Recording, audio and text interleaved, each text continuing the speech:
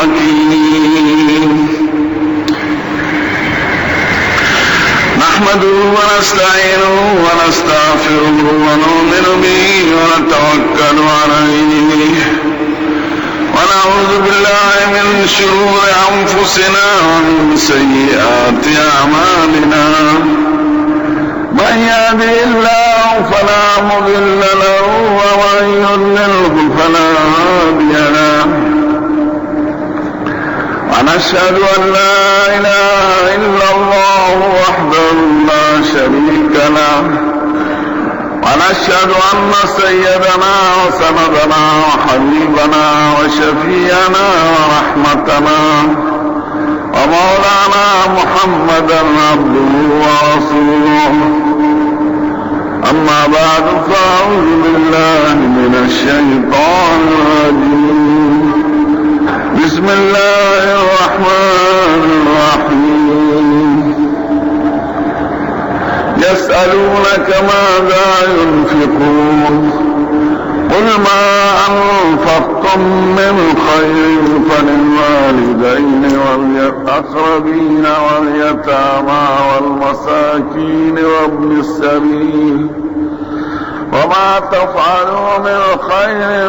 فإن الله به عليم كتب عليكم القتال وهو كره لكم وعسى أن تكرهوا شيئا وهو خير لكم وعسى أن تحبوا شيئا وهو شر لكم والله يعلم وأنتم لا تعلمون يسألونك عن الشهر الحرام قتال فيه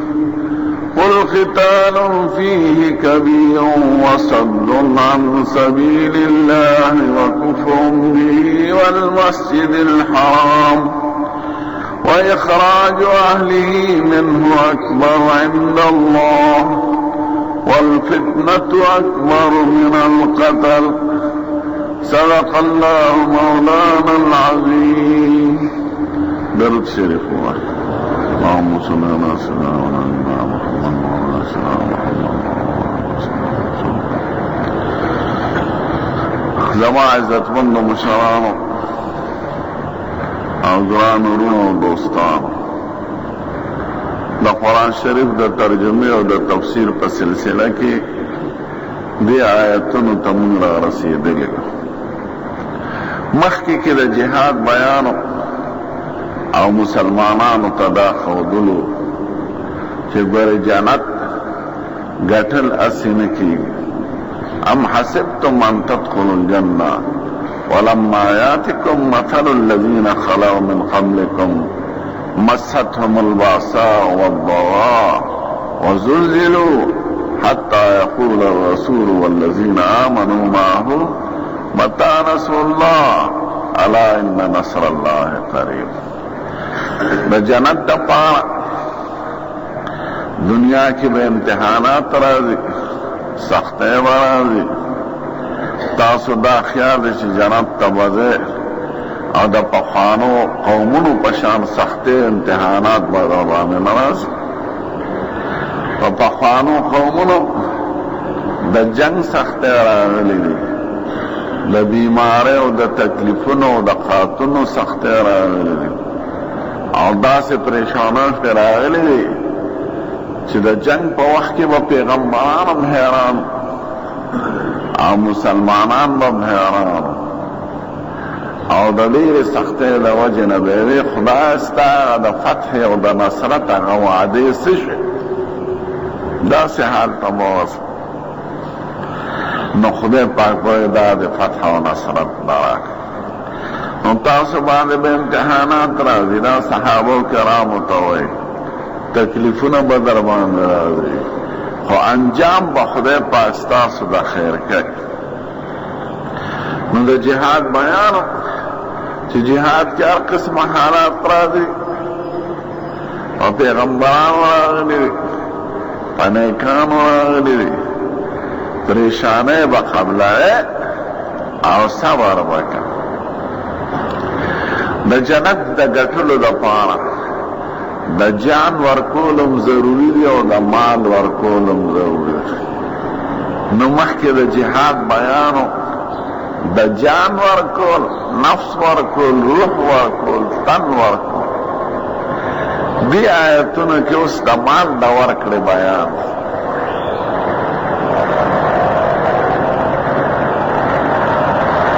او خدای پاک یې د سوال او د جواب په شکل ذکر کوي. د مال ورکولو ډېر ځایونه دي او جهاد کې به مال لګي. نو بعض صحابه یو تپوس کړو، نو خدای پاک جواب راولېږه او طریقې ورته وښودله. خدای پاک وایي دې اوسنو آیتونو کې ویسألونک ماذا ينفقون، دا صحابه کرام تا نه دا تپوس کوي چې څه شي ورکو د خدای په لار کې. خدای پاک ورته وایي دا تپوس مه کوئ چې څه شی ورکو، دا تپوس کوئ چې چاله ورکو. قل ما انفقتم من خیر فللوالدین والاقربین والیتامى والمساکین وابن السبیل. د خدای د ورکړې دپاره څه مقدار مقرر نه دی، د خدای د ورکړې دپاره یو شی نه دی مقرر. یو خو زکات دی، د زکات جدا احکام دی، او یو عام د خدای په نوم ورکول هغې کې نه څه شی مقرر دی، نه پکې مقدار مقرر دی، نه څه خاصه اندازه مقرر ده. چې څه دی د وس نه کېږي، پیاز دی خو په نیاز دی. نو خدای وایي دا تپوس هغې څه ورکو د خدای په نوم. خدای ورته وایي چې څه ورکوی نو مور پلار له ورکړي، دا نه وایي چې څه ورکوي. دا تپوس وکړئ چې چاله ورکړي. نو خدای وایي ویسألونک ماذا ينفقون، دا صحابه کرام تا نه تپوس کوي چې څه شی ورکو د خدای په نوم. نو ته ورته ووایه قل ما انفقتم من خیر، څه چې د خدای په نوم ورکوی حلال پاک سیز، نو فللوالدین مور پلار لی ورکوی، والاقربین خپلوالانو لی ورکوی، والیتامى و یتیمانو ته، والمساکین و مسکینانو ته، وابن السبیل و مسافرانو ته. او چې څه ورکوی خدای د هغې نه خبر.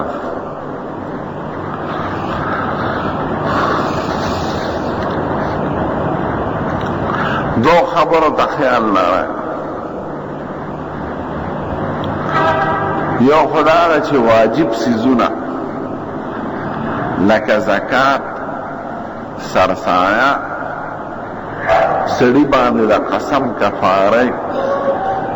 یا پې د مونځ روجو کفاره راشي یا منښته، نو چې کوم څیز ته واجب وایي شریعت، هغه مور پلار ته او بال بچ ته سړی نشي ورکولی، نه خپلې ښځې ته ورکولی شي. نو د واجب احکام جدا دي. دویم هغه چې واجب دي، لکه هسې د خدای په نوم ورکړه.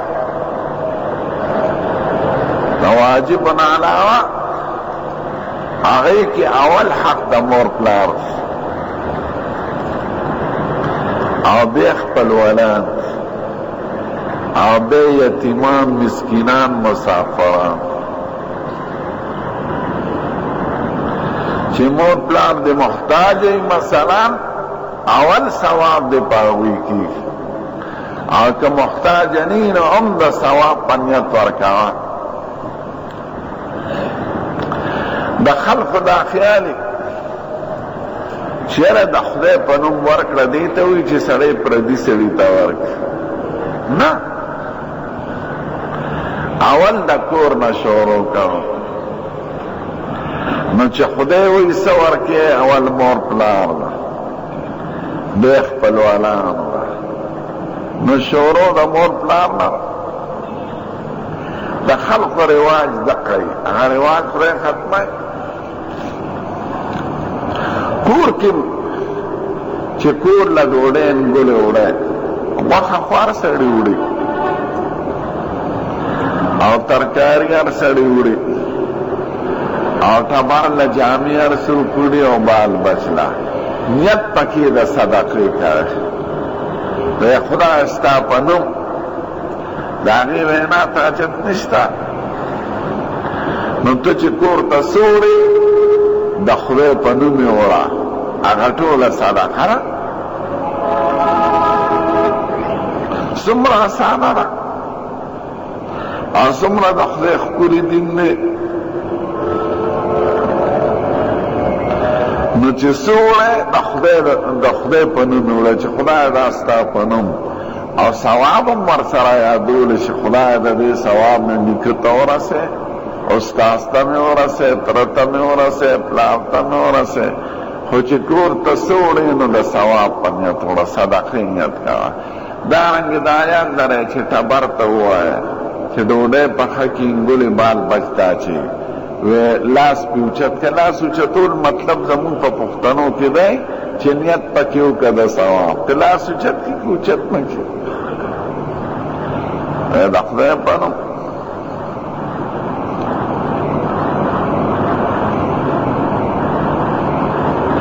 د دواړو جهانو سردار چې بهترینه صدقه نفقة الرجل على اهله صدقه سړی بال بچ له سره وړي ورکوي دا ټوله صدقه ده حتی اللقمه ترفعها الى فی امراتک هغه نوړی چې تی د خوند او د مزې او د ټوکو په شکل د ښځې خولې ته اوچته کړي او ښځې له خولې کې ورکړي دا هم صدقه ده نو بظاهره خو دا خلک صدقه نه ګڼي ځکه دې دا وایي چې د ښځې خاصم په ما حق دی ټیک ته حق دی چې دا حق ته ادا کړو نو صدقه نه ده نو چې نیت دې پکې وکړو نو ټوله صدقه ده په دې نیت دې ټول ثواب ګرځي څومره خرچونه مونږ خلک کوو او د نیت نه نه خبر نو چې نیت پکې د صدقې وکړي وی چې مطلب او مدعا د سړي خدای وي ناس ولاړ وي همواره عبادت وي که سړی واده کوي په دې نیت کې چې د حضور پاک سنت کې او د پیغمبرانو نو هغه ټول واده عبادت خو د دې نه خلک خبر نه او دا نیت نه کوي پکې چې انجن ټیک روان خو ډبې ورپسې روان نو چې مطلب او مدعا د سړي خدای وي ناس ولاړ وي همواره عبادت وي که په دوه قدمه عمر هم حاجي دی چا چې کړی د مکې په لورې نیت د مکې په نیت د کور وځي او دروازې سره دې څه ووتله ته په حاجیانو کې حساب شي ځکه نیت دی د حج څوک په حقه پیروي د اولیا کا د واړه په معنا کې ولایت وي د اولیاء کرامو په لار چې روانې نیک عمل لمونځ او اودس د پاکانو نو دا ته د خدای ولی دې ته نه وایي چې ټوپونه وایي انا ولی دې ته وایي چې شنې جامې اغوستې نو ولی دې ته وایي چې لوی ډانګ ورسره یو کچکول یا کوڅو کې ګرځي نه چې د خدای او د رسول د حکم مطابق ژوند تېروي دا د خدای ولی دی نو بال مور پلار نه به شروع کړي مور پلار نه پس باقي خپلو بلان دي بچي دي ماماګان دي ترونه دي د هغې رشته داران د هغې نه پس یتیمان او مسکینان دې پورې درته یو رواجي خبره کوم دا ډېر ناپوهه خلک ګورې صدقار چاته رسي خو خدای پاک څوک یاد کړي دي مور پلار اول حق دا ویر دا یو لسمه کو یو لسمه څه شی دی دا د صدر کې خره د پنجاب کې زناور دی بې عقله د لوی ځوان یو لسمه کو لوی ځوان څوک دی شیخ عبدالقادر جیلانی ټیک ته ښکلی مبارک سړی دی د خدای ولی و دوستو ښه چې هغه پسې یو لسمه کې نو پلار پسې دې چرته کړې ده که نه مور پلار نه یاد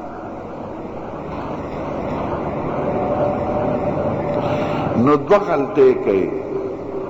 اوله خو دا ده چې د مور پلار حق در باندې مخکې دی د هغه نه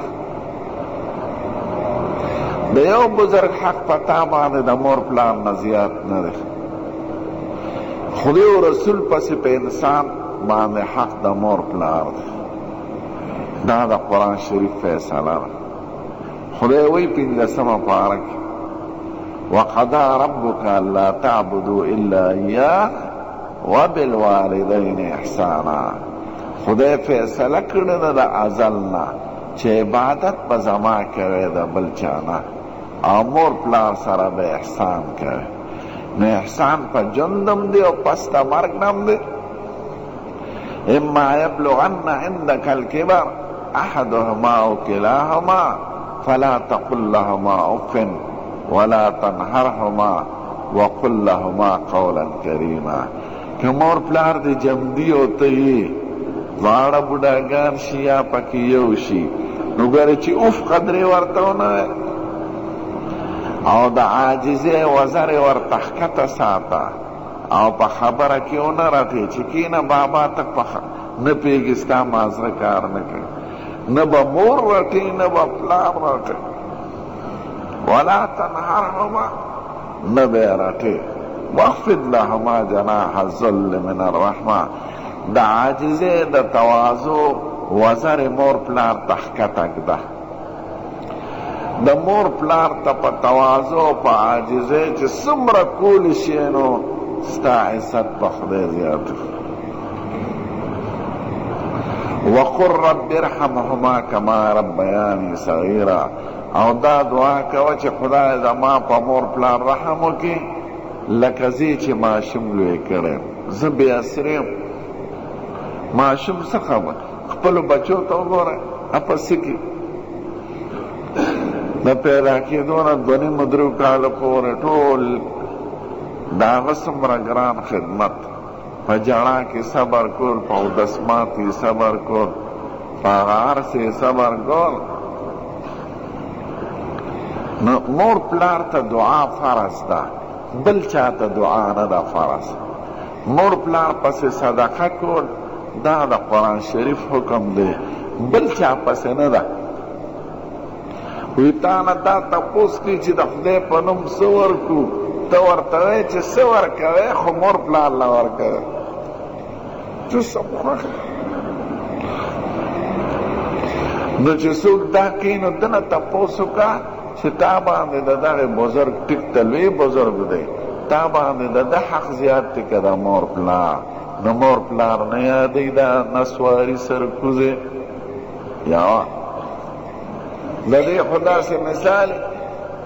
لکه سړی چاله شربت وړي غټ منګې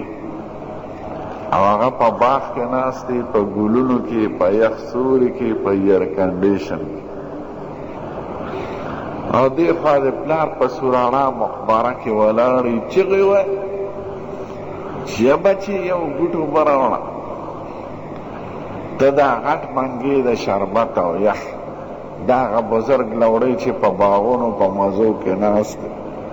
هغه پلار چې د چغې وی په سوراړه مقبره کې پروت دی هغه نه یادی سرکوزیه بې عقله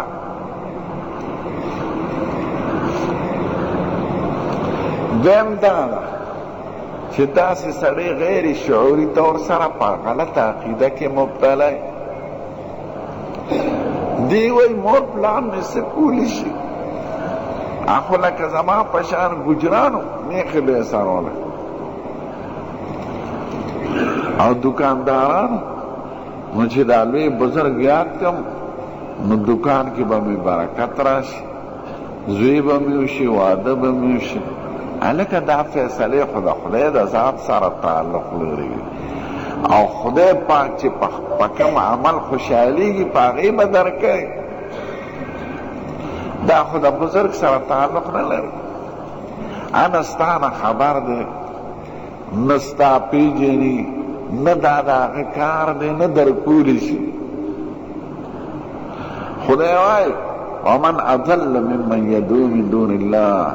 من لا يستجيب له الى يوم القيامه وهم عن دعائهم غافلون دا انسان نلوی گمراه بسوکی چې هغه چاته آوازونه کوي چې د ده آواز نه اوري علاوه د خدای نه څوک آواز اوري یو آلات دی د زمانه یو بغیر آلات علم دی دا څوک نه اوري او هغه د ده د بلنې نه نو ته ګمراه نو د دې خلقو نتیجه دی چې دوی مونځ نه کوي روجې نیسي نه نیسي نور اعمال نه کوي ځکه په بابې یقین وي چې ما به خلاص وی همیشه د دغه قومونو غلطه عقیده هغه سړی د اعمالو نه وباسي هلکه هغه د نه خلاص نو مور پلار یادوي ټیک ته د هر بزرګ احترام کوي عزت یې کوي دعاګانې ورته کوي خو حق در باندې د مور پلار دی چې خدای وایي تپوس تا نه کوي چې چاله ورکړم ای مور پلار نو مور پلار غریبانان نه یادوي ګیاروي شریف ګیارسي دا د خرو خلقو اول اقربین خپلوانانو خپلوانانو کې بال بچم داخل بال بچ سره احسان کا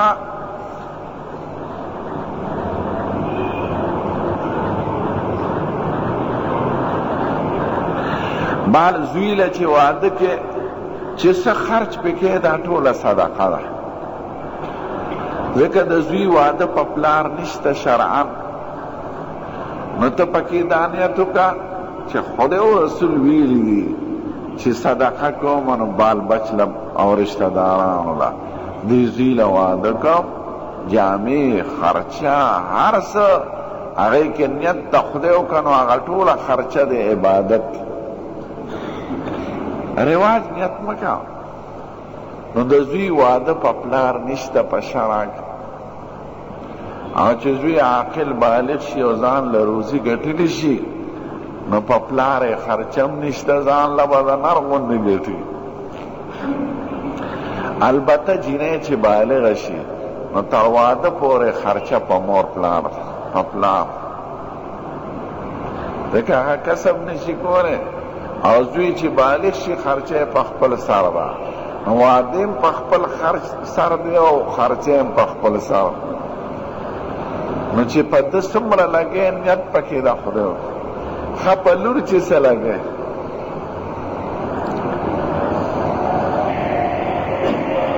هغه خدای په نیت کا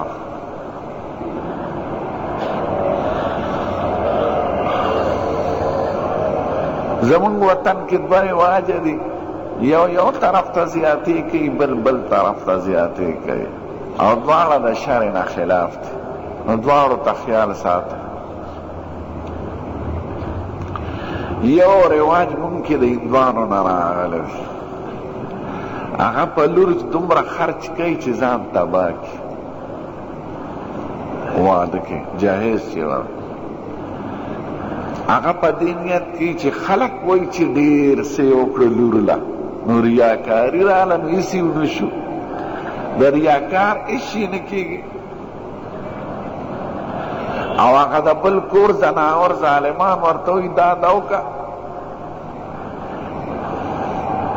نو د خدای په ورکړه کې خو څوک بل څوک طلب نه شي کولی نو ستا ورکړه د شهرت او د ریا په غرض او دا هغه بل کور د طرف ظلم دی نو داسې ورکړه چې بنیاد یې ریاکاري او بنیاد یې صرف رواج او بنیادی د خاوند د طرفه مطالبه دا ناروا دی. هغوی مجرمان دي چې جنۍ د کور نه ولې څه غواړئ؟ ستاسو پیسه حق دی. او پلار یې ګناهګار په دې دی چې د هسې عبث لاړ. د دې نتیجه ده چې ښځې معطلې ناستې. د پلار توفیق ډیر نه کېږي نو د رواج نه مجبوري نو ښځه لور واده کوي نه. نو جنۍ د 15 کالو نه 13 کالو نه 40 ته ورسي. نو دا ظلم دی، دا معاشره خرابوي. نه د سړي څه وسي اولاد یې دی. د ریاکارۍ په غرض نه دی. او د هلک د طرفه مطالبه جرم دی، ظلم دی، معاشره خرابوي.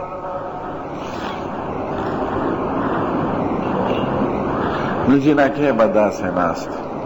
دویم دا چې د غریب کور ښځه بیا څوک نه کوي. ځکه وایي دوی سره څه دی؟ د فلانکي کور وکړو چې موټر ورسره راشي، ټلویزیون راشي، فلانکي شی راشي. نو دا ظلم دی. نو دا معاشره خرابوي او شریعت دا ناروا ګڼي او بند کړي دي. دا د هندوانو خبرې دي چې راغلي دي. دا به پخوا هندوانو کول نو پنجاب کې هندوان ډېر وو، نو پنجابیان ترې مخکې نه متاثره دي. نو هغه رواج اوس زمونږ وطن ته راغی او نقصان د خانانو شروع کړي چې څه فساد په قوم کې راځي دا مالداران او خانان یې شروع کړي. ځکه هغوی شروع کړي نو غریب هم ورپسې بیا نقل کوي. خر چې د خره کمی نو غوږ یې د پرېښوله او ښځه مجبوروي خاوند نه لور له کوه، اقربین د خپل ولاد د احسان ورسره کوه، خو د رواج په شکل. نو دا موجوده د جهیز کاروبار دا لعنتي خبرې دي او خدای و رسول دا بندی واده په ساده طریقه کوي، مهر لږ مقرروي او زر زر ودونه ورکوي. زوی لم په ساده طریقه او لورم په ساده طریقه چې څه وسه ټیک ده، شرع پابندي نه دی خو خالص د ریاکارۍ د تشهیر په شکل مه کوه، کنې خراب بشه. دنیا هم خراب او آخرت هم خراب. دنیا په دې خرابه چې قرضدار بشي او آخرت په دې خراب چې خدای پې خفه دی نو عذاب به درکوي.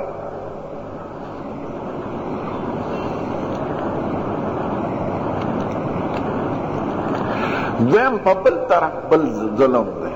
هغه دا چې د جینۍ کور والا د هلک نه پیسې غواړي. یو خو مهر دی، مهر خو شرعي حق دی. زیاتي مونږ له روجي راوړه، یو بوری روجي راوړه، یو ټیم غوړي راوړه، ځکه زما میلمانه به نو سرکوز یا میلمانه ستا دي او پالې د بل په کور. یا ته نقد پیسې والی او ځان له دکانو باسي، لور پې خرڅه کړي. نو په لور پیسې مغشتل بند دي او لور له داسې جهیز ورکول هغه بند دي. دواړه جرم دی. نه هغه هلک باندې به مهر مقرر شي چې څومره کم مهر وي نو ښه ده. جینۍ جون خو به د هلک نه بغیر نه راځي او چې دواړه خوشحاله پیسې ډېرې دواړه به مزې کوي، چې فقیران وي دواړه به په تکلیف وي. ولې خاوند په غم اخته کړي 8 لکه او 10 لکه پې مقرر کړي. دا د قبایلو کې دا رواج دی. نو سړي سره بیا 10 لکه روپۍ نه نو دوی وایي راځه پوډر به خرڅ کړم سعودي عربو ته به یوسم په یو ځل به یو پیره کې 10 لکه وګټم. نو هلته ونیولی شي نو سر ته پرې کړی شي. روزانه د اخباراتو کې نه ګوره 2 پاکستانیوں کے سر قلم کر دیے گئے، 6 پاکستانانو نه سر پرې کړی شو. دا اکثر دغه چې د ځان له ډېرې پیسې په یو ځل ګټل غواړي. نن اخبار کې د یو افغاني ټیزن نیولې شوی. 313 جوړو سپلو کې پوډر اچولیو 11 کیلو. دا د څه وجه نه؟ ځکه ښځې کړي 10 لکه روپۍ ته غواړ. ناجنکۍ دغه شان ناست دی. نو دا کار ښه نه اسان کار. زمونږ د ښکلي پیغمبر نه لوی شخص نشته، او د هغه د لوریانو نه لوی او د هغه د بیبیانو نه زنانه په جهان کې ښکلې او مبارکې نه دي تېر شوي. د یو ټبر مهر یې د 480 روپو نه زیات نو نه د یوې لور. صرف یو بیبي وله یو بادشاه وکړه مهاجره هلته پنه، هغه د خپل طرفه 1000 اشرفۍ ورکړې. حضور پاک ته خبر راولېږي صاحب ستاسو د خاندان یو عزتمند خاندان دی د حضرت معاویه د دوی تربورانو، ستاسو د خاندان ده او خاوند دې لاړ مړ شو، نو که ستا اجازت یې زه درله کوم. ده ورته ویې ډېره ښه. نو د حضرت معاویه صاحب خور ام حبیبه په نجاشي بادشاه د پیغمبر علیه السلام دپاره کړی. نو چې راله مدینې ته و د هغه په نکاح کې. نو دا ظلم ښه نه دی. د لور د کور والا د هلک د کور نه روجې غوړي نشي غوستی، پیسې ترې نشي غوستی، غوښې ترې نشي غوستی. لور خور خرڅه. د دې نتیجه دی چې اول خو به ښځې ناستې، دویم دا که د ښځې خاوند مړ شي نو هغه ښځه بل خاوند نشي کولی. د هغې سخر او د خواښې په اختیار کې چې دا خو مونږ په بیه اخیسته دا شوي دي. زه قبایلو ته ځم او ورته وایم دا مه کوئ کمبختان. نو دا دواړه ظلم دی. نو سړی به بال بچ باندې خرچ کوي، هغه د رواج په غرض نه د چا ښودنې. قسم دی که دا ټول جهان دي صفتو کې چې ته ډېر ښه سړی، خو د خدای په نسخنې نو هوا بوس دی بوس. او که د خدای سره د معامله درست دی او څوک دې ته خبر نه وي نو څه چلو شو؟ خدای خو د زړه نه خبر دی که نه. ریاکار سړی قمقلي. همخل په دې چې د پردي شاباسي خو مثال د پوس دی. چا پوسو کو یو نه دا دومره پیسې دې په دې خرچ کړي چې خلک درته ښه وایي څه چلو شو؟ نو ریاکار سړی قمقلي قمقل همیشه. نو توبه که سړي زړه کې ریاکاري راغله زر د خدای سره ځان له توبه وباسي چې خدای په دې عمل کې که زما نه ریاکاري شوي غیر شعوري طور سره زما نیت خراب شوي، خدای زما د هغې نه توبه نه. نو دې پورې ورته والاقربین خپلولانو سره به احسان کې. خپلولانو کې بال بچ دی، هغې واده دی، بچی دي هغې کې نیت د صدقې وکړه،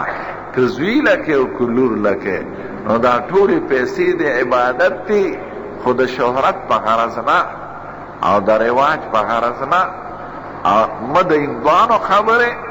او نه خرڅول. سادگی ده په اسلام. نور خبرې ورته